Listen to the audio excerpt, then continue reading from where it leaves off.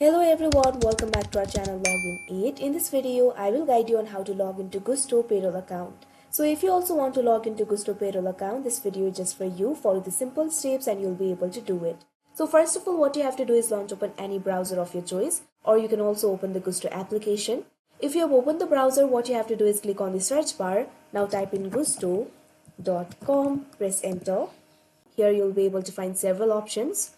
Right over here, you'll be able to find the option for sign in. All you have to do is click on it. Now you'll be led to the login interface of Gusto. From here, you'll be able to sign into account. First of all, enter your email. If you have forgotten your email, simply click on the option forgot email and then you'll be able to reset it. Now enter your password. Make sure to enter the correct password. If you have forgotten your password, click on the option forgot password and then you'll be able to reset it. If you want this device to remember you, simply check on the option remember this device. Now click on the option continue. Or you can also sign in with Google, or you can also sign in with Giro. After you click on the continue option, you'll be signed into your account. So that is how you log into Gusto Payroll account. I hope you found this video helpful. Thank you for watching. Make sure to like, share and subscribe to our channel.